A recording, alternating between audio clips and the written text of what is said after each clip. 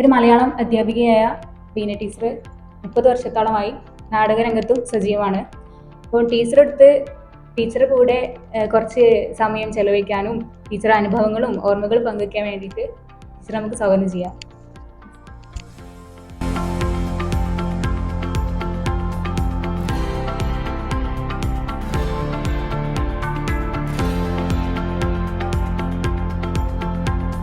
ടീച്ചർക്ക് ഞങ്ങളുടെ ഇന്റർവ്യൂവിൽ സ്വാഗതം. ടീച്ചർ കുട്ടിക്കാലം മുതലേ നാടകത്തിനോടും അഭിനയത്തിനോടും നല്ല ഇഷ്ടമുണ്ടെന്ന് ഞാൻ കേട്ടിട്ടുണ്ട്. അപ്പം ടീച്ചറുടെ മറക്കാനാവാത്തൊരു മൊമെന്റ് ഉണ്ടാവില്ലേ നാടകാനുഭവം, ഒന്ന് ഷെയർ ചെയ്യുമോ? ഹൈസ്കൂൾ കാലഘട്ടത്തിലെ. ഞാൻ തുടങ്ങിയത് തന്നെ നാല് വയസ്സിലാണ് ഞാൻ സ്റ്റേജ് കയറിയത്. അത് എനിക്കിപ്പോഴും ഒരു മങ്ങിയ ഓർമ്മയായിട്ട് ഇപ്പോഴും കിടക്കുന്നുണ്ട്. ആ ഒരു ആംഗ്യപ്പാട്ടിലൂടെയാണ് ഞാൻ അരങ്ങേറിയത്. അപ്പൊ അതാണ് ശരിക്കും പറഞ്ഞാൽ ഇത്ര വലുതായിട്ട് അല്ല, ആംഗ്യപ്പാട്ട് ചെറിയ കുട്ടികളാവുമ്പോൾ ആംഗ്യപ്പാട്ടിലാണല്ലോ തുടങ്ങുക. അപ്പൊ എന്റെ തുടക്കം ആംഗ്യപ്പാട്ടിലാണ്. പിന്നെ അങ്ങനെ നാടകം കളിച്ചു തന്നു. 4ാമത്തെ വയസ്സിലാണ് സ്റ്റേജിൽ കയറിയത്. അപ്പൊ അന്ന് കിട്ടിയ ഒരു കയ്യടി എന്ന് പറയണത് ശരിക്കും പറഞ്ഞാൽ അതന്നെയായിരിക്കും എനിക്ക് ഓരോ കൊല്ലവും അങ്ങനെ കണ്ടിന്യൂ ചെയ്യാനുള്ള ഒരു ഊർജം തന്നത് എന്നാണ് ഞാൻ ഇങ്ങനെ മനസ്സിലാക്കുന്നത്. പിന്നെ അവിടുന്ന് നാടകം നല്ല ഇഷ്ടമായിരുന്നു. നാടകം ചെറുപ്പം മുതലേ നാടകം നല്ല ഇഷ്ടമായിരുന്നു. നാടകം എന്നല്ല, എല്ലാ കലാരൂപങ്ങളെയും എല്ലാം എനിക്ക് ഒരുപാട് ഇഷ്ടമായിരുന്നു. പാണിമാഷ് ഹൈസ്കൂളിൽ എത്തിയപ്പോഴാണ് പാണിമാഷ് നാടകത്തിന്റെ ഒരു വഴിത്തിരിവായിട്ട് മാറിയത്. അതുവരെ ഒരു കുട്ടിക്കളി പോലെ, ഒരു കളി പോലെ നാടകം കളിച്ച് നടക്കുകയായിരുന്നു. കെട്ടിച്ചമച്ച കഥകളും അങ്ങനെയൊക്കെ ആയിട്ട് ഇങ്ങനെ നാടകം കളിക്കായിരുന്നു. പിന്നെ ഹൈസ്കൂളിൽ എത്തിയപ്പോഴാണ് പാണിമാഷ് ഒരുപാട് നാടോടി കഥകൾ ഞങ്ങൾക്ക് പറഞ്ഞു തരുമായിരുന്നു. അപ്പൊ നമ്മുടെ ഉള്ളില് ഈ കഥകളുടെ വല്ലാത്തൊരു ലോകത്തേക്ക് മാഷ് കൊണ്ടുപോയി. നാടകം എന്താണ്, എങ്ങനെയാണ് നാടകം കളിക്കേണ്ടത് എന്നും അതിനെ കുറിച്ച് ഒരു ധാരണയൊക്കെ കിട്ടിയത് പാണിമാഷ് എത്തുന്നതാണ്. ഏതൊക്കെ ഇന്റർവ്യൂ കണ്ടുകഴിഞ്ഞാലും തുടങ്ങുന്നത് തന്നെ പാണിമാഷിനെ ഓർത്തുകൊണ്ടാണ്. മാഷിന് സമർപ്പണമായിട്ടാണ്. ആ കമന്റ് സെക്ഷൻ എടുത്തു കഴിഞ്ഞാലും ഇപ്പോൾ ടീച്ചർ ഇന്റർവ്യൂ തുടങ്ങുക പറഞ്ഞാൽ പാണിമാഷിനുള്ള സമർപ്പണം പോലെയാണ് തുടങ്ങാനായിട്ട് പറയുന്നത്. എല്ലാവരും കമന്റ് ഇപ്പോൾ വായിച്ചു കഴിഞ്ഞാൽ പാണിമാഷിനെ സമർപ്പിക്കുകയാണ്. അത്രയും ഉള്ള മാഷിനെ പറ്റിയിട്ട് മറക്കാനാവാത്ത എന്തെങ്കിലും ഓർമ്മകളോ? അപ്പൊ മാഷ് കുറെ കഥകൾ പറഞ്ഞു, അങ്ങനെ എന്തെങ്കിലും മറക്കാനാവാത്ത എന്തെങ്കിലും അനുഭവം? അപ്പമരം പൂതപ്പാട്ട്, ഇടശ്ശേരിയുടെ പൂതപ്പാട്ട് അദ്ദേഹം അത് ചൊല്ലി ക്ലാസ്സിൽ അവതരിപ്പിക്കുമ്പോൾ നമുക്ക് പാഠഭാഗം വേണ്ടാന്ന് തോന്നും. അത്രയും മനോഹരമായിട്ട് ചൊല്ലും ചെയ്യും, അത് അഭിനയിച്ച് ഇങ്ങനെ കാണിക്കുകയും ചെയ്യും. അപ്പൊ ഞങ്ങൾ മാഷയുടെ ക്ലാസ്സിന് വേണ്ടി ഇങ്ങനെ കാത്തിരിക്കും. പിന്നെ MTയുടെ കുട്ടിയെടുത്തി എന്ന് പറഞ്ഞിട്ടൊരു കഥ ഉണ്ടായിരുന്നു. അതൊക്കെ എപ്പോഴും ഇങ്ങനെ എന്താ പറയുക, ഇപ്പൊ അടുത്ത് മാഷ് പറഞ്ഞെന്ന പോലെ മനസ്സിൽ ഇങ്ങനെ കിടക്കുകയാണ്. പിന്നെ മാഷയുടെ രംഗകേളി എന്ന് പറഞ്ഞിട്ടൊരു പുസ്തകം, നാടകങ്ങളുടെ പുസ്തകം എഴുതിയിട്ടുണ്ട്. അത് അദ്ദേഹം എഴുതിയിരിക്കുന്നത് എന്താ വെച്ചാൽ ബാലസംഘം എന്ന് പറഞ്ഞിട്ട് കുട്ടികളുടെ ഒരു സംഘടന ഉണ്ട്. അതിലെ വേനലവധി കാലത്ത് കുട്ടികൾ വേദികളിൽ കളിച്ച് നടക്കുന്ന ഒരു കലാജാഥ ഉണ്ട്. വേനൽത്തുമ്പി, ആദ്യം അത് കളിവണ്ടി എന്നുള്ള പേരിലായിരുന്നു അറിയപ്പെട്ടിരുന്നത്. പിന്നീട് അത് വേനൽത്തുമ്പികളായി. അപ്പോൾ തുമ്പികൾ ഇങ്ങനെ പാറി നടക്കുക നാട്ടിൽ മുഴുവൻ, അങ്ങനെ നാടകം കളിച്ചിട്ടും പാട്ട് പാടിയിട്ടും. അപ്പൊ അതിലേക്ക് വേണ്ടിയിട്ട് അദ്ദേഹം കുറേ നാടകങ്ങൾ എഴുതിയിരുന്നു. അതെല്ലാം ചേർത്തൊരു സമാഹാരമാണ് രംഗകേളി എന്ന് പറഞ്ഞിട്ട്. അപ്പൊ അദ്ദേഹത്തിന്റെ ഓർമ്മയ്ക്ക് ഞാൻ എൻ്റെ സ്കൂളില് വിദ്യാരംഗം കലാസാഹിത്യവേദിയുടെ പേര് രംഗകേളിയാണ്. അത് കോവിഡ് കാലത്താണ്. കാരണം എല്ലാവരും അടച്ചുപൂട്ടി ഇരുന്ന സമയത്ത് അതിന്റെ ഉദ്ഘാടനം, രംഗകേളിയുടെ ഉദ്ഘാടനം അങ്ങനെ ഓൺലൈനായിട്ട് നടത്തി. അത് ഭയങ്കര രസമുള്ള ഒരു വല്ലാത്തൊരു വർക്കായിട്ടാണ് ഞാനിപ്പോഴും മാഷക്ക് സമർപ്പിച്ചുകൊണ്ടുള്ള ഒരു വർക്കാണ് കോവിഡ് കാലത്ത്. ഞാൻ കേട്ടിട്ടുണ്ട് അപ്പമരം നാടകം എപ്പോഴും കുട്ടികൾക്ക് പറഞ്ഞു കൊടുക്കുന്നുണ്ട് മാഷിന്റെ ഓർമ്മയ്ക്കായിട്ട്. കുട്ടികളൊക്കെ ഇപ്പോ യുവതലമുറ ആണെങ്കിലും ഇപ്പോ നാടകത്തിനോടുള്ള ഇതൊക്കെ കുറഞ്ഞു വരികയാണ്. അപ്പോ മാമിന്റെ അഭിപ്രായത്തില് നാടകം അങ്ങനൊക്കെ ഉള്ളിൽ ഇനി നാടകത്തിലേക്ക് വരണം എന്നുള്ളവർക്ക് പ്രചോദനമായിക്കൊണ്ട് അവരോട് എന്താണ് സംസാരിക്കേണ്ടത്? ഇപ്പൊ എന്താ വെച്ചാല് നമ്മുടെ മാറിയ പാഠ്യപദ്ധതി എന്ന് പറയുന്നത് തന്നെ നാടകത്തിന് ഒരുപാട് പ്രാധാന്യം കൊടുത്തുകൊണ്ട് തന്നെയാണ്, അഭിനയത്തിന്. അപ്പോൾ ഇപ്രാവശ്യം എന്തായാലും ഞാൻ അടുത്ത കൊല്ലാണ് റിട്ടയർ ചെയ്യാൻ പോണത്. അപ്പൊ ഈ കഴിഞ്ഞ വർഷം മലയാളം 6ാം ക്ലാസ്സിലെ മലയാളം പാഠപുസ്തകത്തിലെ ആ ശില്പശാലയിൽ ഒരു അംഗമായിരുന്നു ഞാൻ, പാഠപുസ്തക നിർമ്മാണ ശില്പശാലയിൽ. അപ്പോൾ എന്നെ സെലക്ട് ചെയ്ത് ഞാൻ വിചാരിച്ചു മലയാളത്തിൽ ഞാനിപ്പോൾ അത്ര വലിയ നൈപുണിയുള്ള ആളൊന്നും അല്ലല്ലോ, എന്തുകൊണ്ട് എന്നെ വിളിച്ചു എന്ന് അവിടെ ചെന്നപ്പോഴാണ് എനിക്ക് മനസ്സിലായത് അഭിനയത്തിന്റെ മേഖല എങ്ങനെ കുട്ടികൾക്ക് കൊടുക്കാം എന്നുള്ളതിനെ കുറിച്ചായിരിക്കാം എന്നെ സെലക്ട് ചെയ്തത്. അപ്പൊ ഞാൻ നാടക പ്രവർത്തകയായത് കാരണം അപ്പൊ എന്താ വെച്ചാൽ കഥയെ നാടകമാക്കി അവതരിപ്പിക്കുക, അതുപോലെ കവിതയെ കോറിയോഗ്രഫി ആയിട്ട്, അത് ഇംഗ്ലീഷ് ആയാലും മലയാളം ആയാലും അത് ചെയ്യുമ്പോ കുട്ടികൾക്ക് എപ്പോഴും എന്തെങ്കിലും ചെയ്യാനാണ് ഇഷ്ടം. അല്ലാണ്ട് നമ്മളിങ്ങനെ നിന്ന് ഒരാൾ നിന്ന് പ്രസംഗിക്കുന്ന കുട്ടികൾ, അപ്പൊ കുട്ടികളുടെ ലോകമൊക്കെ അവര് സ്വപ്നം കണ്ടിരിക്കുകയോ അവരുടെ ശരീരം മാത്രമേ ക്ലാസ്സിലുണ്ട്. പക്ഷെ അവരത് ചെയ്തുകൊണ്ട് അഭിനയിച്ചും കൊണ്ടും കളിച്ചിട്ടും ചെയ്യുകയാണെന്നുണ്ടെങ്കിൽ, ഗ്രൂപ്പ് ആക്ടിവിറ്റികളായിട്ട് ചെയ്യുകയാണെന്നുണ്ടെങ്കിൽ അത് ശരിക്കും അവരുടെ ഉള്ളിലേക്ക് തട്ടും. പിന്നെ ആ ഒരു വിഷയം ഇപ്പൊ ഞങ്ങള് ഇംഗ്ലീഷില് മിറാക്കിൾ വിഷൻ ഇംഗ്ലീഷ് ചാനൽ എന്ന് പറഞ്ഞിട്ട് ഞാനും എൻ്റെ ഇപ്പൊ അവാർഡ് സ്കൂൾ രത്ന അവാർഡും അതുപോലെ സുഗതകുമാരിയുടെ പേരിലുള്ള ഒരു അവാർഡും ലഭിച്ച ഒരു ടീച്ചർ എൻ്റെ സുഹൃത്താണ്. അപ്പൊ ആ ടീച്ചർ ഞങ്ങൾ രണ്ടുപേരും കൂടിയിട്ട് ഒരു 8-9 കൊല്ലമായിട്ട് ഈ തിയേറ്റർ പാഠപുസ്തകത്തിലേക്ക് കൊണ്ടുവന്ന് ചെയ്തുകൊണ്ടിരിക്കുക. അപ്പൊ ഒരു ഡിവിഷനിൽ എല്ലാ കുട്ടികളും സ്റ്റേജിൽ പെർഫോം ചെയ്യണം. അപ്പോൾ കുട്ടികൾ വിചാരിക്കും അപ്പൊ എന്താ വെച്ചാൽ നമ്മളിങ്ങനെ പഠിപ്പിച്ചുകൊണ്ടിരിക്കുമ്പോൾ കുറെ കുട്ടികൾ മിണ്ടാതെ എനിക്കിതൊന്നും അറിയില്ല, എനിക്ക് ഇംഗ്ലീഷ് വായിക്കാൻ അറിയില്ല, ഞാനൊന്നുമല്ല എന്ന് ചിന്തിച്ചിരിക്കുന്ന കുട്ടികൾക്ക് നമ്മൾ ഇത് പഠിപ്പിച്ചു കൊടുക്കുമ്പോൾ കുട്ടി ചിലപ്പോൾ 1-2 ഡയലോഗ് സ്റ്റേജിൽ കയറി പറയുമ്പോൾ അവന്റെ ഒരു ആത്മവിശ്വാസം പെട്ടെന്ന് കൂടുകയാണ്. അപ്പൊ എനിക്ക് ഇന്ന കഴിവുണ്ട്. ചിലപ്പോൾ ഈ ആർട്ട് വർക്ക് ചെയ്യാനാവും ചില കുട്ടികൾക്ക് നന്നായി അഭിനയിക്കാം, ചിലവർക്ക് സ്ക്രിപ്റ്റ് എഴുതാൻ, ചിലർക്ക് ലാപ്ടോപ്പ് ഉപയോഗിക്കാം മ്യൂസിക് ചെയ്യാനൊക്കെ. അപ്പൊ എന്താ വെച്ചാൽ ഓരോ കുട്ടിയും അവനവന്റെ കഴിവുകൾ തിരിച്ചറിയണം. അപ്പോൾ വല്ലാത്തൊരു ആത്മവിശ്വാസം, അങ്ങനെ ആ കുട്ടി അറിയാതെ പഠനത്തിലേക്ക് പോകുന്നതുമായിട്ടുള്ള അനുഭവം ഞങ്ങളിപ്പോ അങ്ങനെ കണ്ടുകൊണ്ടിരിക്കുക. പക്ഷെ തുടക്കത്തിലുള്ള ഒരു ചെറിയ മാറ്റങ്ങൾ വരുന്നുണ്ട്. കാരണം കുട്ടികൾക്ക് ചിലത് അവർക്കൊരു കമ്മിറ്റ്മെന്റ് കുറഞ്ഞു വരുന്ന പോലെ. അപ്പൊ അതിനെയും കൂടി മറികടക്കാൻ, എന്നാലും കുറെ കുട്ടികളെ നമ്മളെ കൂടെ ഉണ്ട് കേട്ടോ. അപ്പൊ അതിനെ മറികടക്കാൻ നാടക പ്രവർത്തനം, നാടകത്തിലൂടെ കുട്ടികളെ ഈ പാഠഭാഗങ്ങളെ പഠിപ്പിക്കുമ്പോൾ മാറ്റം ഉണ്ടെന്ന് തന്നെയാണ് ഞാൻ മനസ്സിലാക്കിയത്.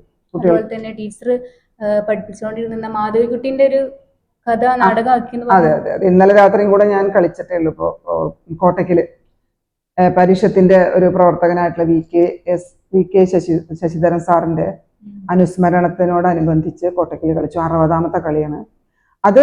5ാം ക്ലാസ്സിലെ മലയാളം പഠിപ്പിച്ചുകൊണ്ടിരിക്കുമ്പോൾ മാധവിക്കുട്ടിയുടെ വേനലിന്റെ ഒഴിവ് എന്നാണ് ആ കഥയുടെ പേര്. അത് നാടകമാക്കിയപ്പോ നിങ്ങൾ പഠിച്ചിട്ടുണ്ടാവും, മുത്തശ്ശിയും അമ്മ മുത്തശ്ശി, അതാണ് നിങ്ങൾ പഠിച്ചിട്ടുണ്ടാവും. അപ്പൊ അതില് ഞാൻ അമ്മുവിന്റെ വെർഷനിലാണ് കഥ കിടക്കുന്നത് മുഴുവൻ. അപ്പൊ എനിക്കിങ്ങനെ പഠിപ്പിച്ചുകൊണ്ടിരുന്നപ്പോ തോന്നിയത് എന്താ വെച്ചാല്, മുത്തശ്ശിയുടെ വെർഷനിൽ എനിക്ക് ചെയ്യാൻ പറ്റിയെങ്കിൽ ഒരു ഏകപാത്രം നാടകം കളിക്കണം എന്ന്, ഒറ്റയ്ക്ക് ഒരു കഥാപാത്രമായിട്ട് ഒരു നാടകം കളിക്കണം എന്ന് എനിക്ക് ഇങ്ങനെ ഒരു ആഗ്രഹം ഉണ്ടായിരുന്നു. അപ്പോഴും ഇത് എന്തോ ഒരു ക്ലിക്കായ പോലെ ഇതിങ്ങനെ ഒരു തോന്നല്. അപ്പൊ ഞാൻ എൻ്റെ സംഘം ആറങ്ങോട്ടുകര കലാപാഠശാലയാണ്, 30 വർഷമായിട്ട് ഞാൻ ആ സംഘത്തിലുണ്ട്. അവിടേക്ക് എന്നെ എത്തിച്ചതും ഈ പാണിമാഷയുടെ ഭാര്യയാണ്. അതാ ഞാൻ പറഞ്ഞത്, മാഷയുടെ പുസ്തകത്തിലൂടെ ഒരു പുസ്തകത്തിലൂടെ മാഷയുടെ ഭാര്യ എനിക്ക് ആറങ്ങോട്ടുകര ശ്രീജ, ഞങ്ങള് കോളേജിൽ ഒരുമിച്ചുണ്ടായിരുന്നു. അപ്പൊ അവരുടെ പുസ്തകം തരികയാണ്. അപ്പോൾ കുറെ കാലമായിട്ട് ഞങ്ങളൊരു ബന്ധം ഉണ്ടായിരുന്നില്ല. അതിൽ നിന്ന് ഈ ഒരു നമ്പർ കിട്ടി, ഞാൻ വിളിക്കുക. അപ്പൊ പറയാം, അയ്യോ ഞങ്ങൾ നാടകത്തിന് ഒരാളെ കിട്ടാൻ വേണ്ടി കാത്തിരിക്കുകയായിരുന്നു, നീ വാ എന്ന് പറഞ്ഞിട്ട് അങ്ങനെ ഞാൻ അമേച്ചർ നാടകരംഗത്തേക്ക് വരുന്നതും പാണിമാഷും അവരുടെ കുടുംബത്തിലൂടെയാണ്. അപ്പോ പിന്നെ ടീച്ചർ മിമിക്രി ചെയ്യും, മോണാക്ട് ചെയ്യും, പിന്നെ തിയേറ്റർ ആർട്ടിസ്റ്റ് ആണ്. അതുപോലെ തന്നെ അപ്പം ഈ തടവ് എന്ന സിനിമയിലേക്ക് എങ്ങനെ എത്തിയത്? ഞാന് നാടകം കളിച്ചുകൊണ്ടിരിക്കുന്ന സമയത്ത് പ്രഭാപുരം മണികണ്ഠനെ നിങ്ങൾക്ക് അറിയാൻ തോന്നുന്നു. നമ്മുടെ മറിമായത്തിലുള്ള പ്രഭാപുരം മണികണ്ഠൻ എല്ലാവരും വളരെയധികം നല്ലൊരു ആക്ടറാണ്. മൂപ്പര് പണ്ടൊക്കെ നാടകത്തിലായിരുന്നു ഉണ്ടായിരുന്നത്. ഞങ്ങളൊക്കെ നാടകം കളിച്ചിട്ടുണ്ട്. നാടകം സംവിധാനം ചെയ്യും, അഭിനയിക്കുകയൊക്കെ ചെയ്യുന്ന ആളായിരുന്നു. അപ്പൊ അദ്ദേഹമാണ് ആദ്യമായിട്ട് എന്നെ ഉണരൂ എന്ന് പറഞ്ഞൊരു ഷോർട്ട് ഫിലിമിലേക്ക് വിളിക്കുന്നത്. അപ്പൊ അത് അന്നിപ്പോ എനിക്ക് പറ്റില്ല എന്നൊക്കെ തോന്നിയിരുന്നു. നാടകമാണ് എൻ്റെ ഇഷ്ടം. അപ്പൊ നമ്മൾ നാടകം എന്ന് പറയുമ്പോൾ ഭയങ്കരമായിട്ട് പെർഫോം ചെയ്യണം. പക്ഷെ സിനിമയിൽ അത്ര വേണ്ട, വെറുതെ വളരെ മിനിമലായിട്ട് ചെയ്താൽ മതി. അപ്പൊ ആദ്യമൊക്കെ എനിക്ക് പ്രശ്നം ഉണ്ടായിരുന്നു. പക്ഷെ ഈ ഉണരൂ ഈ മണികണ്ഠന്റെ കൂടെ ചെയ്ത സമയത്ത് മനസ്സിലായി എങ്ങനെയാണ് സ്ക്രീനിന്റെ മുന്നിൽ നിൽക്കണേ. അങ്ങനെ കുറച്ച് ഷോർട്ട് ഫിലിമുകൾ സുദേവൻ പെരിങ്ങോടിന്റെ കൂടെ അങ്ങനെ കുറച്ച് ഷോർട്ട് ഫിലിമുകളൊക്കെ ചെയ്തു. അങ്ങനെയാണ് ഫാസിൽ റസാഖ്, പട്ടാമ്പിയുള്ള ഫാസിൽ റസാഖ് ഡിഗ്രി പഠിച്ചിറങ്ങിയ കുട്ടിയാ. 20-21ാമത്തെ വയസ്സിലാണ് ഇവിടേക്ക് വരുന്നത് അവൻ. അങ്ങനെ എൻ്റെ സ്കൂളിലേക്ക് വന്ന് എന്നെ കണ്ട് ഞാൻ അതിര് എന്ന് പറഞ്ഞൊരു ഷോർട്ട് ഫിലിം ചെയ്ത ആളുടെ, പിന്നെ ഒരു പിറ എന്ന് പറഞ്ഞിട്ട്, അങ്ങനെയാണ് ആള് എന്നെ കുറിച്ചൊരു സ്റ്റോറി എഴുതി. ഈ സ്റ്റോറി തടവുന്ന സ്റ്റോറി ഒരു അംഗനവാടി ടീച്ചറുടെ കഥ എൻ്റെ അടുത്ത് കൊണ്ടുവന്നു. അങ്ങനെയാണ് സിനിമയിലേക്കുള്ള 2-3 സിനിമ ചെയ്തിട്ടുണ്ട്. പക്ഷെ അതിലൊന്നും ഇത്ര സെൻട്രൽ ക്യാരക്ടറൊന്നും ആയിരുന്നു, ചെറിയ ചെറിയ റോളുകളായിരുന്നു. അങ്ങനെയാണ് തടവിലേക്ക് എത്തിയത്. ഈ അഭിനയവും ടീച്ചിങ്ങും ഒരുപോലെ കൊണ്ടെടുക്കുമ്പോൾ ടൈം പ്രശ്നം വരാറുണ്ടോ ഈ ആ. സ്കൂളിലേക്ക് പോകുന്ന ടൈമില് ആ. അഭിനയത്തിലേക്ക് രണ്ടും കൂടി ആവുമ്പോള്? അല്ല, ഞാനെന്താ വെച്ചാല് അഭിനയം, പഠനവും പഠിപ്പിക്കലും ഒരു പെർഫോമൻസ് ആയിട്ട് തന്നെ ഞാൻ പല ഇന്റർവ്യൂവിലും പറഞ്ഞിട്ടുണ്ട്. ഞാൻ പഠിപ്പിക്കുക എന്നുള്ളത് ഒരു പെർഫോമൻസ് ആയിട്ടാണ്. കാരണം ഞാൻ എൻ്റെ സംഘത്തിന്റെ ഇടയിൽ പോയിട്ട് അഭിനയിക്കുന്നു. അപ്പൊ ക്ലാസ്സിലും ആ അനുഭവം കൊടുക്കണം എന്ന് വിചാരിച്ചുകൊണ്ട് ഞാൻ ക്ലാസ്സിലും ഇതേപോലെ നമ്മളിപ്പോ പാഠഭാഗങ്ങളെ അഭിനയിച്ച് കാണിച്ചു കൊടുക്കുമ്പോൾ കുട്ടികൾ അഭിനയിക്കുന്നു, അവർക്ക് ആദ്യം ഇട്ടുകൊടുക്കും. അപ്പൊ നമ്മൾ ഇങ്ങനെ ആയാലോ എന്ന് ചിലപ്പോൾ നമ്മളുടെക്കാൾ അപ്പുറത്തേക്ക് വിചാരിക്കാത്ത ചില കാര്യങ്ങളിലൊക്കെയും അവര് അടിപൊളിയായിട്ട് ചെയ്യും. നമ്മൾ വിചാരിക്കാത്ത കാര്യങ്ങളൊക്കെ അവർ ചെയ്യും. അപ്പൊ ഞാൻ അവരുടെ അടുത്ത് നിന്നും പഠിക്കുകയാണ്, ഞാൻ അങ്ങോട്ടും കൊടുക്കുന്നു, അവരുടെ അടുത്ത് നിന്ന് ഞാനും പഠിക്കുന്നു. അപ്പൊ അങ്ങനെ പോകുമ്പോൾ പഠനവും പെർഫോമൻസും വേറിട്ടിട്ടായിട്ട് എനിക്ക് തോന്നിയിട്ടില്ല. പിന്നെ സമയം എന്ന് പറയുന്നത് വളരെ പ്രധാനമാണ്. കാരണം എന്താ വെച്ചാൽ ഞാൻ ആറങ്ങോട്ടേക്ക് പോകണം, നാടകം കളിക്കണമെങ്കിൽ, ഞങ്ങൾക്ക് റിഹേഴ്സൽ ചെയ്യണമെങ്കിൽ ആറങ്ങോട്ടേക്ക് പോകണം. അപ്പൊ 4 മണി കഴിഞ്ഞാൽ വീട്ടിലേക്ക് വരണം, വീട്ടിലത്തെ ചില കാര്യങ്ങളൊക്കെ ചെയ്തു വെക്കണം. ഇപ്പോഴാണ് ഞങ്ങളുടെ കുടുംബം ചെറുതായത്, അമ്മയൊക്കെ ഉണ്ടായിരുന്നു. അപ്പോ മക്കളില്ല, പക്ഷെ വീട്ടിലെ ആളുകൾ ഉണ്ടായിരുന്നു. അപ്പൊ ആ സമയത്ത് വീട്ടിലത്തെ കാര്യങ്ങളെല്ലാം ചെയ്തു വെക്കണം. ആർക്കൊരു പരിഭവം ഉണ്ടാവാൻ പാടില്ല, എല്ലാവരെയും സംതൃപ്തിപ്പെടുത്തിക്കൊണ്ട് ഇവിടെ കാര്യങ്ങൾ ചെയ്ത് പിന്നെ സംഘത്തിലേക്ക് പോകും. ഒരു സ്കൂട്ടിയൊക്കെ അതുകൊണ്ട് ഉണ്ടായി. ആദ്യം ബസ്സിനൊക്കെ പോയിട്ടായിരുന്നു ചെയ്തിരുന്നത്.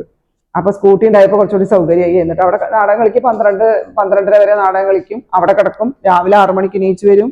എന്നിട്ട് ഇവിടുത്തെ കാര്യങ്ങളെല്ലാം ചെയ്ത് സ്കൂളിലേക്ക് പോകും. അപ്പൊ നമുക്ക് എന്താ വെച്ചാല് ടൈം മാനേജ്മെന്റ് എന്ന് പറയുന്നത് വളരെ, അതെന്റെ അച്ഛനും അമ്മയും എനിക്ക് പഠിപ്പിച്ചു തന്നെ. അവര് അധ്യാപകരാണ്, ഇപ്പോഴും അവർ പൊതുപ്രവർത്തനത്തിൽ സജീവാണ്. അപ്പൊ അവരുടെ നിന്ന് പഠിച്ചത് തന്നെയാണ് ടൈം മാനേജ്മെന്റ് എന്ന് പറയുന്നത്. അപ്പൊ അതുകൊണ്ടായിരിക്കാം എനിക്ക് അത്രയും കാര്യങ്ങൾ ചെയ്യാൻ സാധിക്കുന്നത്. തടവിൽ നിന്ന് വീണ്ടും തടവിലേക്ക് പോകുന്ന ഒരു ക്യാരക്ടറാണല്ലോ ഗീത ടീച്ചർ അഭിനയിച്ചിട്ടുള്ളത്. അപ്പോ ക്യാരക്ടർ ആവാൻ വേണ്ടിയിട്ട് 6 മാസത്തോളം മുന്നേ ട്രെയിനിങ് തുടങ്ങിയിരുന്നു. ക്യാരക്ടർ ആയതിനു ശേഷം 6 മാസത്തോളം വീണ്ടും കൗൺസിലിംഗ് ഒക്കെ ചെയ്തിട്ടാണ് മാറ്റിയെടുത്തു എന്ന് പറഞ്ഞിട്ടുണ്ട്. ഷൂട്ടിങ്ങിന്റെ ഇടയിലെ കാര്യങ്ങൾ ചിരിക്കാൻ വന്നു കഴിഞ്ഞാൽ ചിരിക്കൂല, അങ്ങനത്തെ ഒരു അവസ്ഥയിലൊക്കെ നിന്നിട്ടുണ്ട് പറഞ്ഞിട്ടുണ്ട്. അപ്പൊ എത്രത്തോളം ഒരു ക്യാരക്ടർ വേട്ടയാട് എന്ന് പറയുമ്പോൾ മാം എത്രത്തോളം അതിന്റെ ഉള്ളിലേക്ക് ആഴത്തിലേക്ക് ഇറങ്ങി ചെന്നാണ് നമുക്ക് മനസ്സിലാകുന്നത്. എങ്ങനെയൊക്കെയായിരുന്നു ആ ക്യാരക്ടറിലേക്ക് ആ ക്യാരക്ടർ എങ്ങനെയൊക്കെയാണ് ആവാഹിക്കാനും അതാക്കാനൊക്കെ എടുക്കാൻ പറ്റിയത്? അത് ഫാസിൽ റസാഖ് ഇങ്ങനെ ഇടയ്ക്കിടയ്ക്ക് വന്ന് നമ്മുടെ വീട്ടിൽ ഇങ്ങനെ വരും. അപ്പൊ കഥ പറയും, അപ്പൊ സ്ക്രിപ്റ്റ് വായിച്ചു നോക്കും. അപ്പൊ ഞാനിങ്ങനെ പറയും, നിന്റെ ആദ്യത്തെ സിനിമയല്ലേ, ഇത് വിജയിച്ചില്ലെങ്കിൽ നിനക്ക് അതൊരു ബുദ്ധിമുട്ടാവില്ലേ? അപ്പൊ ടീച്ചറെ പറ്റും, നമുക്ക് ചെയ്തു നോക്കാം. അപ്പോൾ അങ്ങനെ നമ്മളത് ആ ഓരോ സ്ക്രിപ്റ്റ് വായിക്കുമ്പോൾ പിന്നെ റിഹേഴ്സൽ തന്നിരുന്നു കേട്ടോ സ്കൂളിൽ, ഞങ്ങളുടെ സ്കൂളിൽ വെച്ചിട്ട്. ഞാൻ കാസ്റ്റിംഗ് ഡയറക്ടറും കൂടി ഞാനാണ്. അപ്പൊ എൻ്റെ നാട്ടിലത്തെ എൻ്റെ ബന്ധുക്കള്, എൻ്റെ കുട്ടികള്, അവരൊക്കെ കൂടിയിട്ടാണ് ഈ സിനിമ, ഞങ്ങളുടെ നാടിന്റെ സിനിമയാണ് ശരിക്കും പറഞ്ഞിട്ടുണ്ടെങ്കിൽ. അപ്പോൾ എല്ലാവരെയും വൈകുന്നേരങ്ങളിൽ സ്കൂൾ കഴിഞ്ഞാൽ സ്കൂളിലേക്ക് വിളിച്ച് ഒരു റിഹേഴ്സൽ ഉണ്ട്. അത് വളരെയധികം വളരെ പ്രയോജനം ചെയ്തു. കാരണം ആ ക്യാരക്ടർ എന്താണ് ഇതിന്റെ പോക്ക്, എങ്ങനെയാണ് ഈ ക്യാരക്ടറിന്റെ ഗ്രോത്ത് എന്നൊക്കെ മനസ്സിലാക്കാനായിട്ട് ആ റിഹേഴ്സൽ വളരെയധികം സഹായിച്ചിട്ടുണ്ട്. അപ്പം എനിക്കിങ്ങനെ എപ്പോഴും ഞാൻ വിചാരിച്ചിരുന്നു, എല്ലാ സിനിമകളിലും കാണുന്ന പോലുള്ള ഒരു ക്യാരക്ടർ ആ ടീച്ചർ അങ്ങനെ ആവരുത്, എൻ്റെത് ഒരു ഡിഫറെന്റ് ആവണം. അപ്പൊ ആ ഡിഫറെന്റ് ആയിട്ട് എങ്ങനെ എനിക്ക് ചെയ്യാൻ കഴിയും, അതൊക്കെ ചിലപ്പോൾ ഞാൻ ആ സ്പോട്ടിൽ അവിടെ ചെന്നിട്ടായിരിക്കും ആലോചിക്കുന്നുണ്ട്. ചിലപ്പോൾ ചില കരച്ചിലുകൾ, നിങ്ങൾ സിനിമ കണ്ടോന്ന് എനിക്കറിയില്ല, കണ്ടൂല്ലേ? ചിരിക്കുന്നുള്ളൂ. അതെ. അപ്പൊ അത്രയും ഞാൻ ഇമോഷൻ പിടിച്ചിരിക്കുകയാണ്. അപ്പൊ അത് 6 മാസം എന്നെ ഹോണ്ട് ചെയ്തും കൊണ്ട് തന്നെ ഇരിക്കുന്നു. പിന്നെ എന്റെ ഒറ്റഞ്ഞാവൽമാരെ എന്റെ കൂടെ ഉള്ളത് കൊണ്ട് നാടകം കളിച്ചിട്ടും, പിന്നെ കുട്ടികൾക്കും എപ്പോഴും തിയേറ്റർ അല്ലേ, തിയേറ്റർ തന്നെയാണ് എന്നെ ഇങ്ങനെ, അതന്നെ എന്റെ കൗൺസിലിംഗ് എന്ന് പറയുന്നത്. അല്ലാണ്ട് ഞാൻ വേറൊരു കൗൺസിലറുടെ അടുത്തേക്ക് പോയിട്ടില്ല.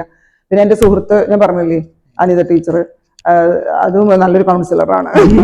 അപ്പോ പിന്നെ എന്റെ വീട്ടിലെ കുടുംബം നല്ല സപ്പോർട്ട്, ഹസ്ബൻഡൊക്കെ നല്ല സപ്പോർട്ടാണ്. നമ്മളൊരു പെർഫോമൻസ് കഴിഞ്ഞാൽ അതിന്റെ മേന്മകളും അതിന്റെ പോരായ്മകളും ഒക്കെ കൃത്യമായിട്ട് എനിക്ക് പറഞ്ഞു തരും.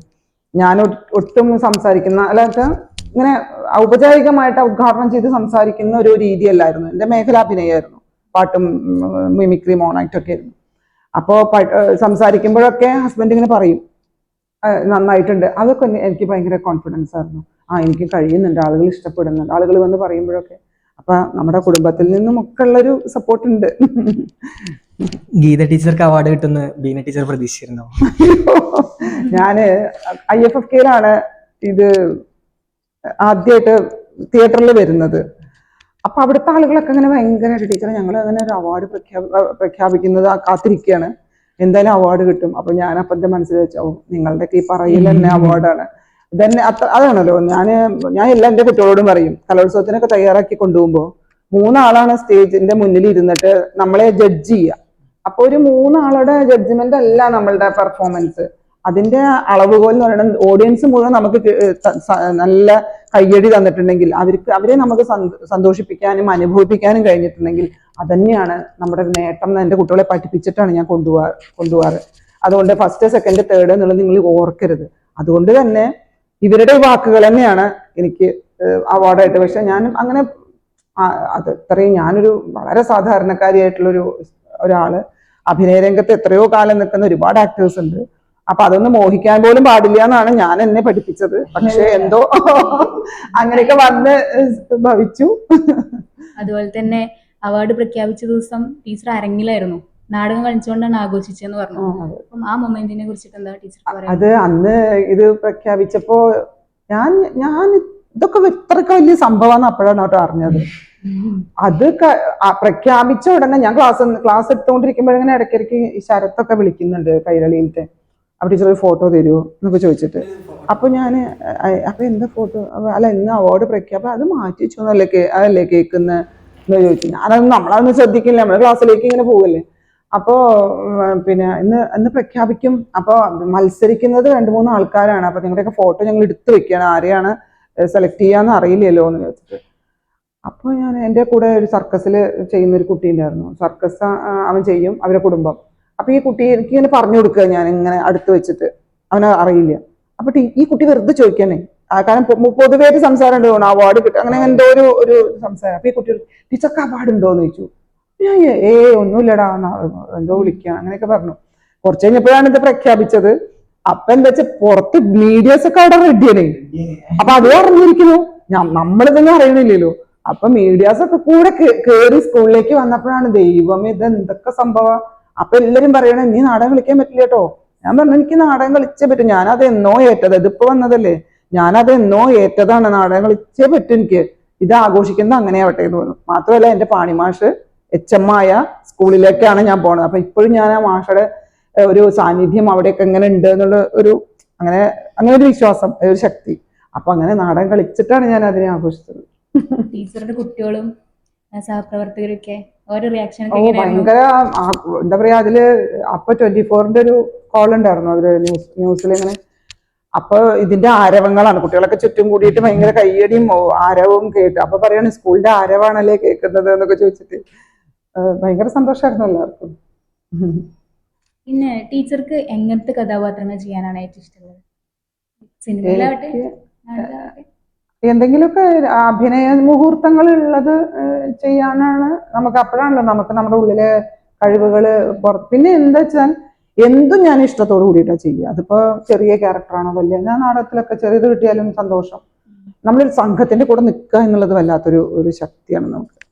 അപ്പൊ അത് വലുതോ ചെറുതോ എന്നൊന്നും നോക്കാതെ പിന്നെ ചെറുപ്പം മുതലൊരു തരം ഈ വെളിച്ചപ്പാട് അങ്ങനത്തെ ഫോക്ക് സാധനങ്ങളോട്, തെറപൂതൻ, ആണ്ടി ഉണ്ടല്ലോ, ആണ്ടിപ്പാട്ട്, അങ്ങനെ ഈ പറപ്പൂതൻ, ആ സാധനങ്ങളോട്, ഈ ഫോക്ക് സാധനങ്ങളോടൊക്കെ ഈ പാണിമാഷം കൂടിയാണ് തോന്നുന്നു അത് എന്നെ ഉള്ളിലേക്ക് നിറച്ചത്.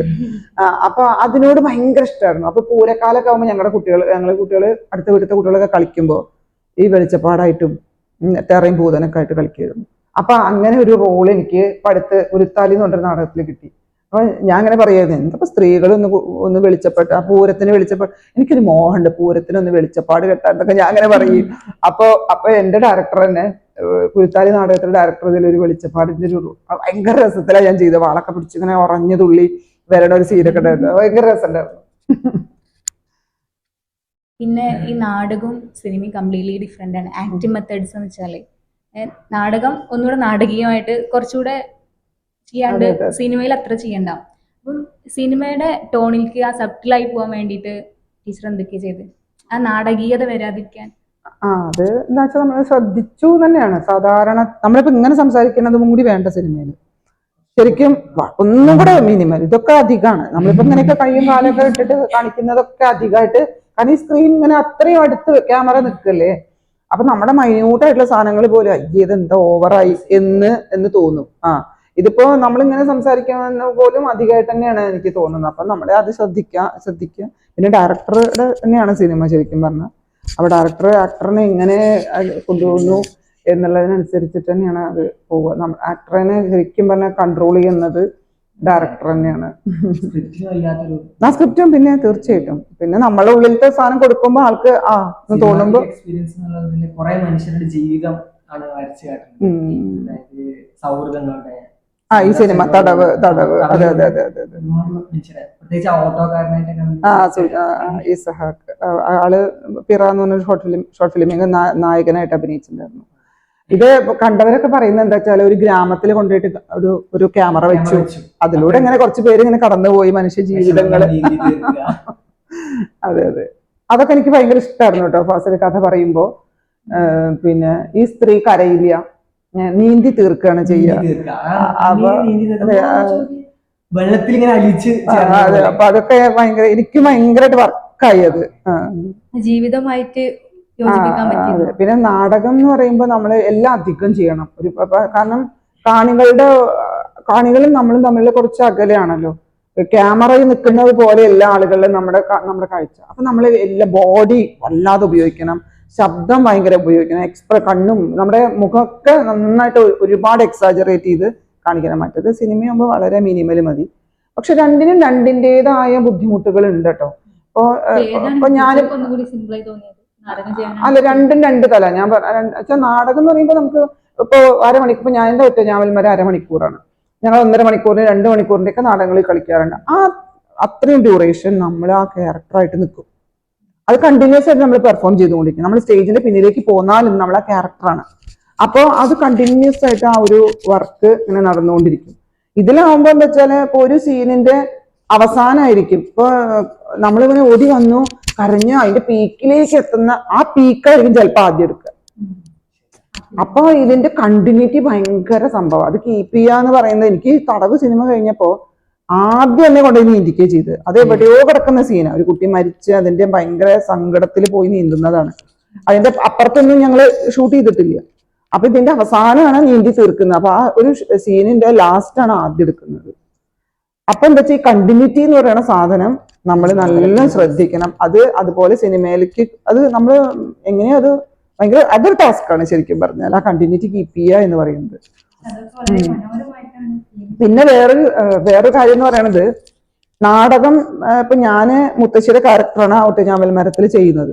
അപ്പൊ ഞാനും ആ കഥാപാത്രം കൂടി ചേർന്ന് നിന്നാലേ കാണികൾക്ക് അത് ആസ്വദിക്കാൻ കഴിയും. സിനിമ എന്ന് പറയുമ്പോൾ എനിക്കത് അഭിനയിച്ച് ഇങ്ങോട്ട് ഇറങ്ങി പോന്നിട്ട് എനിക്ക് ഇവിടെ ഇരുന്നിട്ട് എന്റെ കഥാപാത്രത്തിനെ നോക്കി കാണാം. അപ്പൊ നമുക്ക് അതിനെ ഡിറ്റാച്ച് ചെയ്തിട്ട് കാണാൻ പറ്റും. നാടകം എന്ന് പറഞ്ഞാൽ എനിക്ക് എന്നെ കാണാൻ പറ്റില്ല, എനിക്കത് പെർഫോം ചെയ്യണം. എനിക്ക് ആ ക്യാരക്ടർ ഞാനും കൂടി ചേർന്ന് നിന്നാലേണ് ആ ക്യാരക്ടർ ആവുള്ളൂ. മറ്റത് എനിക്ക് അവിടെ സ്ക്രീനിലാക്കി ഇങ്ങോട്ട് വന്നിരുന്നിട്ട് എന്നെ കാണാൻ പറ്റും. അത് ഒരു വല്ലാത്തൊരു വ്യത്യാസമായിട്ട് എനിക്ക് തോന്നാറുണ്ട്.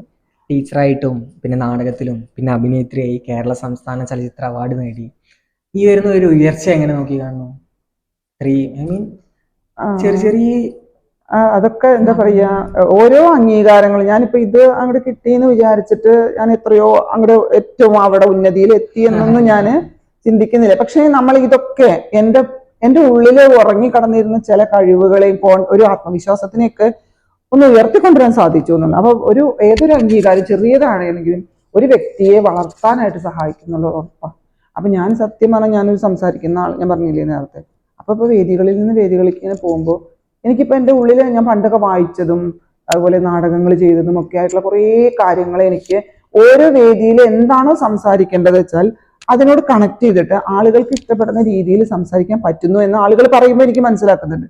അപ്പൊ ആ ഒരു കഴിവും കൂടെ അതുപോലെ നമുക്കൊരു കുറച്ചുകൂടെ ആത്മവിശ്വാസം ഉണ്ടാക്കാനായിട്ട്, കോൺഫിഡൻസ് ഉണ്ടാവാനായിട്ട് സാധിക്കും. നാടകത്തിൽ ഏറ്റവും വേണ്ടത് എന്താണ്? ആളുകളെ ഫേസ് ചെയ്യാൻ. സിനിമ എന്ന് പറയുമ്പോൾ കുറച്ച് ഇപ്പോ ആ സിനിമ എന്ന് പറഞ്ഞാൽ ഫസൽ റസാഖിന്റെ തടവ് എന്ന് പറഞ്ഞ സിനിമ തന്നെ കുറച്ച് ആൾക്കാരും അങ്ങനെ ഫെമിലിയർ ആയിരിക്കും. പക്ഷെ നാടകം എന്ന് പറയുമ്പോൾ അത്രയും ഒരു വൈഡർ ആയിട്ട് ഓഡിയൻസിന് മുന്നിൽ ഒറ്റയ്ക്ക് പെർഫോം ചെയ്യാന്ന് പറയുന്നത് അത്ര ഞാൻ തോന്നില്ല. കാരണം ഒരാൾ ഉണ്ടെന്നുണ്ടെങ്കിൽ ഇപ്പൊ എങ്ങനെയൊക്കെ സപ്പോർട്ട് ചെയ്തിട്ടൊക്കെ ചെയ്യാൻ പറ്റും. അത് ഞാൻ വലിയൊരു ഇതായിട്ട് കാണുന്നു. അതേപോലെ ഇപ്പോ ഫസൽ റസാഖ് പുതിയ നവാഗതനായ ഡയറക്ടർ എങ്ങനെയാണ് ഗീത ടീച്ചറായിട്ട് മാറ്റിയെടുത്തത് ടീച്ചറിനെ? അതന്നെ ഇതാ പറഞ്ഞില്ലേ, നേരത്തെ കഥകൾ പറഞ്ഞു തരും. അപ്പൊ ചിലത് എനിക്ക് കൺവിൻസ്ഡ് ആവില്ല. അപ്പൊ അതങ്ങനെ സംഭവിക്കും റിയൽ ലൈഫിൽ. അപ്പൊ ആളൊന്ന് മാറ്റി ചിന്തിക്കും. അപ്പൊ നമ്മുടെ ഒരു 50+ ആളുകളുടെ കഥയാണത്. ശരിക്കും പറഞ്ഞാൽ 50+ ആണ്. എൻ്റെ ഫ്രണ്ട്സ് 50+ ആണ്. അങ്ങനെയുള്ള ആളുകളുടെ കഥയാണിത് പോകുന്നത്. അപ്പൊ 21 നിൽക്കുന്ന ആ ഒരു ചെറുപ്പം കുട്ടിക്ക് ഇവരുടെ മാനസിക അവസ്ഥ മുഴുവൻ മനസ്സിലാക്കാനായിട്ട് സാധിച്ചു എന്ന് വരില്ല. അപ്പൊ അത് ഞാൻ ചിലപ്പോൾ കൺവിൻസ്ഡ് ആവാത്തത് കാര്യങ്ങൾ സ്ക്രിപ്റ്റിൽ ഉണ്ടാവുമ്പോൾ ഞാൻ ആളോട് പറയും, അപ്പൊ ശരിയല്ല, അപ്പൊ ആളൊന്നും മാറ്റി പിടിക്കും. അങ്ങനെ അപ്പൊ അത് അങ്ങോട്ടും ഇങ്ങോട്ടും ഒരു കൊടുത്തും വാങ്ങിയുമുള്ള ഒരു ഇതാണ് ഈ സിനിമ എന്ന് പറയുന്നത്. നമുക്ക് നല്ല ഫ്രീഡം തന്നിരുന്നു ആള്. നമ്മൾ ചില കാര്യങ്ങൾ ചെയ്യുമ്പോൾ അത് എല്ലാ ഡയറക്ടേഴ്സിനും ഇട്ടും സാധിക്കില്ല. അപ്പൊ നമ്മൾ ചില സാധനങ്ങൾ ഇട്ട് കൊടുക്കുമ്പോൾ നന്നായിണ്ട് എന്നാള് പറയും. കോൺഫിഡൻസ് ആണ്. മാം, ഉയർന്നു വരുന്ന തലമുറ, അതായത് ഇനിയിപ്പോൾ നാടകത്തിലേക്കോ സിനിമയിലേക്കോ എന്തെങ്കിലുമൊക്കെ, അതായത് ഇപ്പോൾ സ്ത്രീകൾ അല്ലെങ്കിൽ ഇപ്പോൾ മാം അനുഭവിച്ചത് ഒരുപാട് സ്ത്രീകൾ, അതായത് നമുക്ക് ഇപ്പോൾ സൊസൈറ്റി എന്ന് പറഞ്ഞു കഴിഞ്ഞാലും ഒരുപാട് ഇത് പറഞ്ഞാലും ഒരുപാട് തടവിലാണ് ഇപ്പോഴും സ്ത്രീകൾ ജീവിച്ചു പോകുന്നത്. അത്രയും തടവിലൂടെ ജീവിച്ചു പോകണം, അത്രയും തടവിലൂടെ ജീവിച്ചു പോകുന്ന ഗീത ടീച്ചറോട് ബീന ടീച്ചർക്ക് എന്താണ് പറയാനുള്ളത്? കഥാപാത്രത്തോട് എന്താണ് കഥാപാത്രത്തിന്റെ നിലപാടുകൾ കുറെയൊക്കെ ശരിയായിരുന്നു തന്നെയാണ്. കാരണം ഒന്നിനും കീഴ്പ്പെടാതെ പല പ്രതിസന്ധികളും ആ സ്ത്രീക്ക് ഉണ്ടായിരുന്നു. അപ്പൊ ഒന്നിനും കീഴ്പ്പെടാതെ ആ സ്ത്രീ സമൂഹത്തിലെ ഒരുപാട് തടവുകളിൽ ജീവിച്ച സ്ത്രീ യഥാർത്ഥ തടവിലേക്ക് സ്വാതന്ത്ര്യം പ്രഖ്യാപിച്ചുകൊണ്ട് നീങ്ങുകയാണ്. അവിടെയാണ് ആ സ്ത്രീ ഏറ്റവും സ്വാതന്ത്ര്യം ആഘോഷിക്കുന്നത്. അപ്പോൾ ഒന്നിനും കീഴ്പ്പെടാതെ ജീവിക്കണം, ബോൾഡായി ജീവിക്കണം തന്നെയാണ് ഞാൻ പറയുന്നത്. അതിനൊക്കെ നമ്മുടെ വായനശാലകളും അങ്ങനത്തെ സാമൂഹ്യ പ്രവർത്തനങ്ങൾ, ഇപ്പൊ സിനിമ തന്നെ, ഇപ്പൊ ലൈബ്രറിയിലൊക്കെ പോയി കഴിഞ്ഞാൽ ഒക്കെ തലനരച്ച ആളുകളെ കാണുക. അവിടെ ഒരു പ്രത്യേക പാറ്റേണിലാണ് പരിപാടികൾ. അതൊന്നും ചെറുപ്പക്കാർക്ക് ഇഷ്ടപ്പെടുന്നില്ല. ഈ ഒരുപാട് പ്രസംഗിക്കുക, അതൊന്നും കുട്ടികൾക്ക് ഇഷ്ടപ്പെടുന്നില്ല. പക്ഷെ ഫിലിം ഫീൽഡിൽ പോകുമ്പോൾ, ഡയലോഗ് ഫെസ്റ്റിവല്, ചിറ്റൂർ ഫെസ്റ്റിവൽ, ഇതിലൊക്കെ പോകുമ്പോൾ ചെറുപ്പം കുട്ടികളെ ഒരു സംഘാടകരാവുന്നത് ഭയങ്കര രസമായിട്ട് കാണാൻ പറ്റും. അപ്പൊ ഞാൻ പറയുന്നത് ഇവരുടെ ഉള്ളിലൊക്കെ നമ്മുടെ ഭയങ്കര വലിയ കഴിവാണ് ഈ ന്യൂ ജനറേഷനിലുള്ളത്. പക്ഷെ അതെന്താ വെച്ചാൽ നമ്മുടെ ജനറേഷന് ചില ചിട്ടകളിലൂടെ ടൈം എന്ന് പറയുന്നത് രണ്ടാളുടെ ഡിഫറെന്റ്, ഞാൻ കുറെ മനസ്സിലാക്കുന്നത് അങ്ങനെയാണ്. അപ്പൊ ഞങ്ങളുടെയൊക്കെ ഏജിലുള്ള ആളുകൾക്ക് ഇത്ര സമയത്തിൽ കിടക്കണം, ഇത്ര സമയത്ത് ഉണരണം, ഇത്ര സമയത്ത് ബ്രേക്ക്ഫാസ്റ്റ് കഴിക്കണം, ഭക്ഷണം, ഇങ്ങനെയുള്ള ഒരു ചിട്ടകളെ ഒരു പരമ്പരാഗതമായിട്ട് ഇങ്ങനെ വന്നിട്ടുണ്ട്. എനിക്കത് കോവിഡ് കഴിഞ്ഞിട്ട് ഒരു ഭയങ്കര സഡൻ ഒരു ഡ്രാസ്റ്റിക് ചേഞ്ച് ആണ് വന്നിരിക്കുന്നത് തോന്നുന്നു. എനിക്ക് എന്താ അത് ഈ മൊബൈൽ കയ്യിൽ കിട്ടിയോണ്ട് കൂടിയിട്ടാണ് തോന്നുന്നു. അത് വല്ലാതെ ഉപയോഗിച്ച് കുട്ടികളെ ഓൺലൈൻ ക്ലാസ്സുകളും, അപ്പൊ ഇതിന്റെ എല്ലാ മേഖലകളിലേക്ക് കുട്ടികൾ പോകുന്നതും ഈ റീലുകളൊക്കെ കൂടിയതിനു ശേഷമാണ് തോന്നുന്നത്. അതെ, ഒരുപാട് നല്ല നല്ല സാധ്യതകളും എല്ലാം ഉണ്ട്. പക്ഷെ കുട്ടികളെ വല്ലാതെ അതിലേക്ക് തളച്ചിട്ട് പരിസരത്ത് എന്ത് നടക്കുന്നു എന്ന് അറിയാതെ പോകുന്ന, ഇപ്പൊ നമ്മുടെ വീട്ടിൽ തന്നെ അമ്മ എങ്ങനെ കഷ്ടപ്പെടുന്നത്, എങ്ങനെയാണ് ഈ ഭക്ഷണം ഇവിടേക്ക് എത്തിക്കുന്നത്, വീട്ടിൽ എന്തൊക്കെ ജോലികളുണ്ട്, അല്ലെങ്കിൽ അച്ഛന്റെ പ്രശ്നങ്ങൾ എന്താണ്, സഹോദരന്റെ പ്രശ്നങ്ങൾ എന്താണ്, ഇതൊന്നും ഇപ്പൊ കുഞ്ഞുണ്ണിമാഷ് പറഞ്ഞ പോലെ നിനക്കുണ്ടൊരു ലോകം, എനിക്കുണ്ടൊരു ലോകം, നമുക്കില്ലൊരു ലോകം എന്ന് പറയുന്ന ഒരു ഇതാണ് ഓരോ കുടുംബത്തിൽ നടന്നുകൊണ്ടിരിക്കുന്നത്. നമുക്കില്ല ഒരു ലോകമില്ല. അപ്പൊ ഞാൻ എല്ലാവരോടും പറയണത്, നമ്മള് വീട്ടിലാകുമ്പോൾ ഭക്ഷണം കഴിക്കാൻ ഒരുമിച്ചിരുന്ന് കഴിക്കണം. അത് ആ സമയത്തെങ്കിലും നമ്മളെ അച്ഛനും അമ്മയും മക്കളും കുടുംബാംഗങ്ങളും കൂടെ ഒന്ന് സംസാരിക്കുക. ആ ഒരു ദിവസത്തെ നമ്മുടെ പ്രശ്നങ്ങൾ അച്ഛനോടും അമ്മോടൊന്ന് പറയുക, അച്ഛൻ്റെ അമ്മയുടെ പ്രശ്നം കാണുക, അവരൊന്ന് മനസ്സിലാക്കാൻ ശ്രമിക്കുക. അപ്പോൾ അതാണ് ഇപ്പൊ മൊത്തം ഒരു പ്രശ്നമായിട്ട് എനിക്ക് ഫീൽ ചെയ്യണത്. പരസ്പരം ഒരു മനസ്സിലാക്കലുകൾ കുറവാണ്. ഓരോരുത്തരും അവനേൻ്റെതായ ലോകങ്ങളിലേക്ക് അവനാൻ്റെ പ്രശ്നങ്ങൾ ഇങ്ങനെ തലയിലേറ്റിയിട്ട് ഷെയർ ചെയ്യാൻ പറ്റാതെ പോകുന്ന ഒരു കാഴ്ച. ഒരുപാട് ഡിപ്രഷനും കൗൺസിലിംഗ് ഒക്കെ ആവശ്യം വരുന്ന ഒരു കാലഘട്ടത്തിൽ കൂടെയാണ് പോകുന്നത്. അതിന് കുട്ടികൾക്കും അതെ. ഇപ്പൊ കുട്ടികൾ വന്നിട്ട് സംസാരിക്കുമ്പോൾ ഈ അമ്മയ്ക്കും ഒരുപാട് പ്രശ്നങ്ങളാണ്. അപ്പൊ അത് കേൾക്കാനുള്ള ക്ഷമ ഉണ്ടായിക്കോളുന്നില്ല. ഞാൻ കുട്ടികളെ മാത്രമായിട്ട് പറയല്ല. അപ്പൊ അത് അങ്ങോട്ടും ഇങ്ങോട്ടും ഒരു മനസ്സിലാക്കൽ ഒരു കുടുംബത്തിൽ നിന്ന് തുടങ്ങിയാൽ തന്നെ ആ കുടുംബം വികസിച്ചിട്ടാണല്ലോ സമൂഹമാവുന്നത്. അപ്പൊ ആ സമൂഹത്തിലെ പ്രശ്നം ഇതാണ് വലിയൊരു പ്രശ്നമായിട്ട് മാറണമെന്ന് എനിക്ക് തോന്നുന്നു. അപ്പൊ അതിനെയൊക്കെ ബ്രേക്ക് ചെയ്യാനാണ് ഞങ്ങൾ ഈ തിയേറ്റർ അവിടെ സ്കൂളിൽ ഇങ്ങനെ ചെയ്തു. അടുത്ത കൊല്ലം കൂടെ നമ്മളത് ചെയ്യും. അവസാനം വരെ പഠിപ്പിച്ച് പോരണം എന്നാണ് ആഗ്രഹം. അടുത്ത കൊല്ലം റിട്ടയർ ചെയ്യും. ടീച്ചർ ഒരു മലയാള അധ്യാപികയാണ്. ടീച്ചർ ക്ലാസ് എടുത്തെടുക്കുമ്പം ടീച്ചർ ക്ലാസ്സിൽ എങ്ങനെയാണ് ടീച്ചർ തിയേറ്റർ കൊണ്ടുവരാറ്? അത് ഇപ്പോ എന്തെങ്കിലും ഇപ്പൊ ഒരു കവിത, ഇപ്പൊ ഒരു വായുവില്ലാത്ത ലോകം എന്ന് പറഞ്ഞിട്ട് കുഞ്ചൻ നമ്പ്യാരുടെ ഒരു ഇത് പഠിപ്പിക്കുന്നുണ്ട്. അപ്പൊ വായു നിലച്ചു പോയാൽ, അപ്പൊ അത് ആദ്യം ഇങ്ങനെ കുട്ടികളോട് വായിക്കാൻ പറയും, അവർക്ക് മനസ്സിലായ കാര്യങ്ങൾ ഷെയർ ചെയ്യാൻ പറയും. പിന്നെ അത് നമ്മള് ചൊല്ലി കുട്ടികളോട് ഈണം കണ്ടെത്താൻ പറയും. അപ്പൊ അവിടെ വർക്കാണല്ലോ. അപ്പൊ അവരിങ്ങനെ പാടി നോക്കും, പല ട്യൂണിലും പാടി നോക്കും. അങ്ങനെ ഒരു അവതരണം കഴിഞ്ഞാൽ ഒരു ട്യൂണ് കണ്ടുവച്ചിട്ടുണ്ടാവും, അപ്പൊ ഞാൻ അത് അവതരിപ്പിക്കും. അങ്ങനെ കഴിഞ്ഞിട്ട് അപ്പൊ ഈ വായുവില്ലെങ്കിൽ അതിൽ ചില ഇമേജസ്, ചില മുഹൂർത്തങ്ങളുണ്ട്, അഭിനയ മുഹൂർത്തങ്ങളുണ്ട്, അത് കുട്ടികളോട് ചെയ്യാൻ പറയും. അപ്പൊ ഞാൻ ഒരു എക്സാമ്പിൾ എടുത്തതാണ് കേട്ടോ, ഒന്നിന്റെ എക്സാമ്പിൾ എടുത്തതാണ്. അപ്പൊ വായു നിലച്ചു പോയാൽ എങ്ങനെയാ? അപ്പൊ അതിൽ ഉണ്ടിരിക്കുന്നവൻ വായും പിളർന്ന് മിണ്ടാതിരിക്കുന്നു എന്നൊക്കെ പറയുന്നത്. അപ്പൊ വായ പൊളിച്ചിട്ട് ഒരാളിങ്ങനെ ഉരുള വായിലേക്ക് ഇട്ടിരിക്കുന്നു, കണ്ടിരിക്കുന്നവൻ ഇങ്ങനെ ഇരിക്കുന്നു, ചെണ്ട കൊട്ടുന്നവൻ എങ്ങനെ ഇരിക്കുന്നു, ഡാൻസ് കളിക്കുന്നവൻ ഇങ്ങനെ. അപ്പൊ കുട്ടികളൊക്കെ കൂടിയിട്ട് ഒരു പോസ്, വായുവില്ലാത്തൊരു ലോകം ക്ലാസ്സിൽ സൃഷ്ടിക്കുകയാണ്. അപ്പൊ ഞാനും അതിന്റെ ഇടയിൽ വേറെ എന്തെങ്കിലും ഒന്നായിട്ട് നിൽക്കും. അപ്പൊ നമ്മളുടെ എല്ലാവരുടെയും കൂടി ഒരു പ്രൊഡക്ഷൻ ആയിട്ട് മാറും. അതുപോലെ ഇംഗ്ലീഷിലെ ഒരു ലിറ്റിൽ എഞ്ചിൻ എന്ന് പറഞ്ഞിട്ടൊരു സ്റ്റോറി ഉണ്ട്. അപ്പൊ അതിലിങ്ങനെ ഒരു ട്രെയിൻ ഇങ്ങനെ വരികയാണ്. ആ ട്രെയിൻ ഇങ്ങനെ വരുമ്പോൾ കുറെ കളിപ്പാട്ടങ്ങളൊക്കെ ഇങ്ങനെ ഏറ്റി കൊണ്ടുപോകുന്ന ഒരു ട്രെയിൻ. അപ്പൊ ഞാൻ ആ ട്രെയിനിന്റെ എഞ്ചിനാവും. അപ്പൊ ഞാൻ ശബ്ദം ഉണ്ടാക്കും. അപ്പൊ നമ്മളിങ്ങനെ ശബ്ദം ഉണ്ടാക്കി ഇങ്ങനെ ആ ശബ്ദം ക്ലാപ്പ് ചെയ്തിട്ടുള്ള ശബ്ദം ഉണ്ടാക്കുക. നമ്മൾ ഒരു സൈഡിലെ കുട്ടികളെ ക്ലാപ്പ് ചെയ്യിപ്പിക്കും. അപ്പൊ ആ ക്ലാപ്പ് ഒരു വണ്ടി പോണ പോലെ ഇങ്ങനെ വരും. അത് ഇപ്പൊ കാണിക്കാൻ പറ്റില്ല. അപ്പൊ കുറെ കുട്ടികൾ വേണം. അപ്പൊ അങ്ങനെ ചെയ്യുമ്പോൾ കുട്ടികളുടെ പാർട്ടിസിപ്പേഷൻ അവിടെ വരുന്നുണ്ട്. ഇനി ആരൊക്കെയാണ് കളിപ്പാട്ടങ്ങളാവുക എന്ന് ചോദിക്കുമ്പോൾ കുട്ടികളെല്ലാവരും കൂടെ എഞ്ചിന്റെ ബാക്കിൽ കയറും, കുറെ കുട്ടികൾ കളിപ്പാട്ടങ്ങളായിട്ട്. അപ്പൊ നമ്മളിങ്ങനെ പോവാണ്, നമ്മൾ ഹാപ്പിയാണ്. We are going to the other side of the mountain. The children are waiting for these toys and eat these fruits എന്നൊക്കെ പറഞ്ഞിട്ട് നമ്മൾ ഇങ്ങനെ പോവാം. അങ്ങനെ കഴിഞ്ഞിട്ട് പെട്ടെന്ന് സ്റ്റക്കാവാണ്, എഞ്ചിൻ സ്റ്റക്കാവാണ്. അപ്പൊ ഞാൻ അവിടെ അങ്ങനെ നിൽക്കുമ്പോ നിങ്ങൾക്ക് പറയാൻ തോന്നുന്ന ഡയലോഗൊക്കെ പറയും. അപ്പൊ what happen to you, what's wrong with you, we shall pull, അപ്പൊ come on jump out, let's pull the train. അപ്പൊ കുട്ടികൾക്ക് അവിടെ അറിയാതെ സ്പോണ്ടേനിയസ് ആയിട്ട് ഡയലോഗ് വരികയാണ്. അപ്പൊ കുട്ടികൾ അപ്പൊ നമുക്ക് പാട്ട് പാടാം. അപ്പൊ ലൈസ അപ്പൊ മലയാളം പാടും, ലൈസ പാത്തുമ്മ പെണ്ണെ ഒത്തുപിടിച്ചോ ഒപ്പം പോലെ എന്നൊക്കെ പറഞ്ഞിട്ട്. അപ്പൊ ആ കുട്ടികൾക്ക് അതൊക്കെ ചെയ്യുമ്പോ ഭയങ്കര അപ്പൊ ഇങ്ങനെ വരുമ്പോഴാണ് will help us, let's wait എന്നൊക്കെ പറഞ്ഞിട്ട് ഇരിക്കുകയാണ്. അപ്പൊ അതൊക്കെ ഇങ്ങനെ കുട്ടികളുടെ അടുത്ത് അറിയാതെ വരും.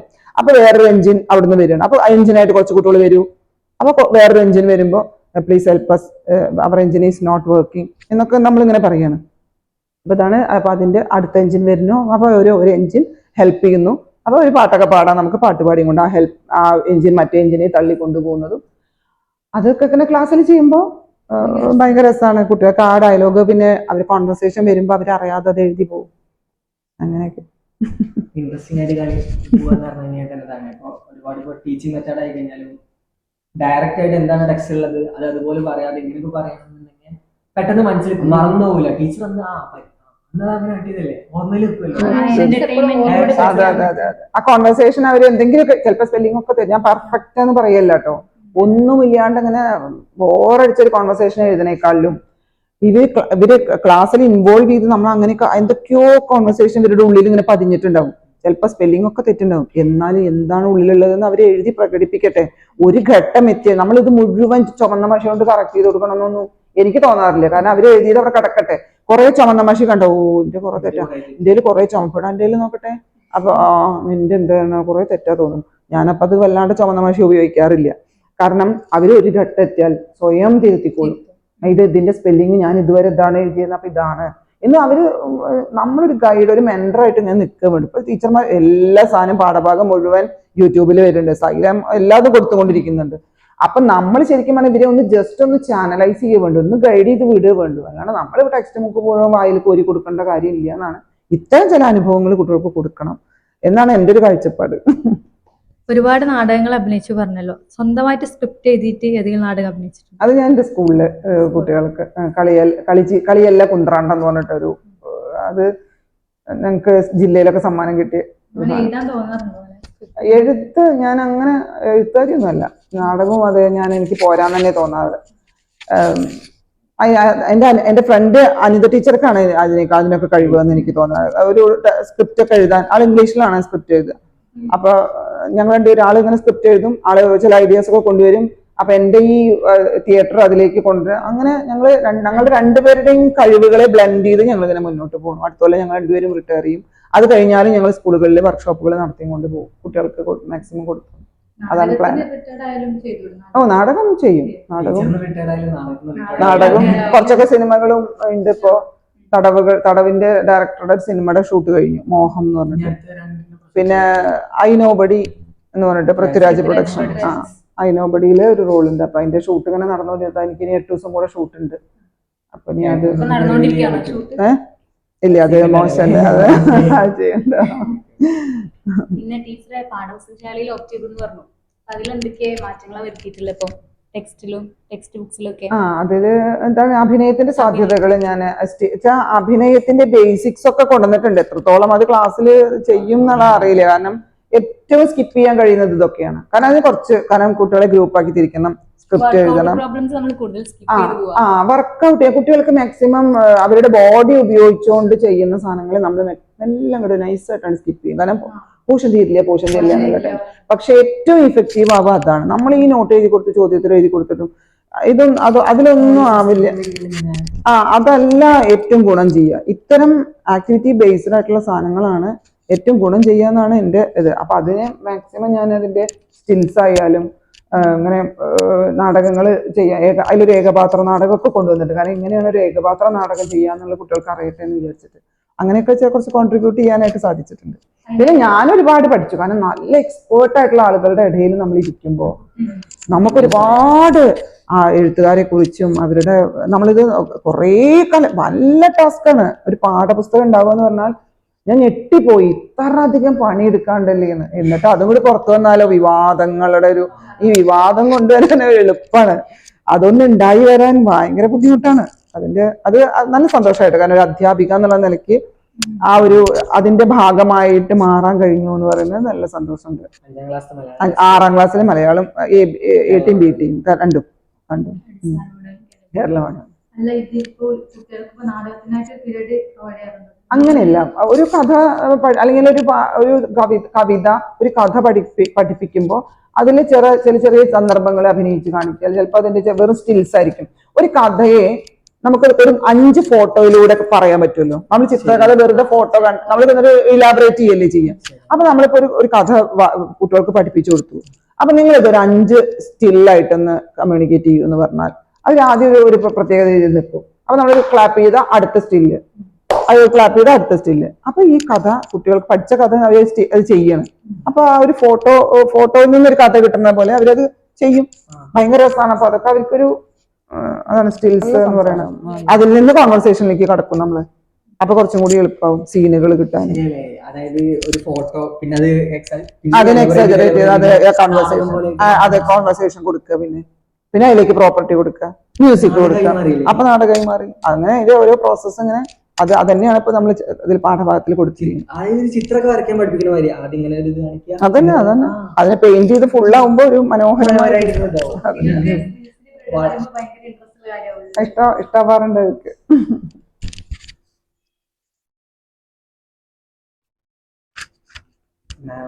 ഫാമിലി മക്കളൊക്കെ എന്താ ചെയ്യുന്നത്? എനിക്ക് മക്കളില്ല. എന്റെ അനിയത്തിയുടെ മക്കള് ഇല്ല, എനിക്ക് മക്കളില്ല.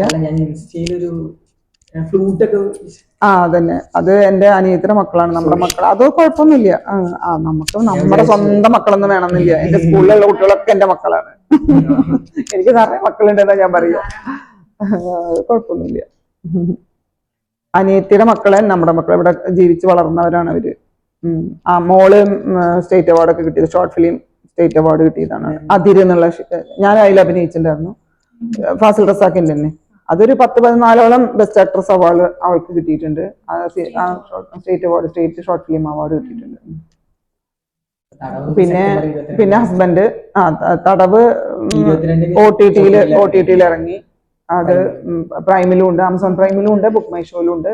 മാക്സിമം ആളുകൾ അത് നമ്മുടെ ഈ വീഡിയോ കണ്ടാൽ കുറെ ആളുകൾ കാണട്ടെ. ജീവിതത്തിലായാലും സിനിമയിലായാലും പ്രൊഫഷണലായാലും ഒരുപാട് തിരക്കേറിയ ഒരു വ്യക്തിയാണ് ശ്രീമതി ബീന ചന്ദ്രൻ. ടീച്ചറുടെ ജീവിതത്തിൽ നിന്ന് വളരെ വിലപ്പെട്ട ഒരു സമയമാണ് നമുക്ക് വേണ്ടി ചെലവഴിച്ചത്. എൻ്റെ പേരിലും കോളേജിന്റെ പേരിലും വളരെ വിലയേറിയ ഒരു നന്ദി ഞാൻ രേഖപ്പെടുത്തുന്നു.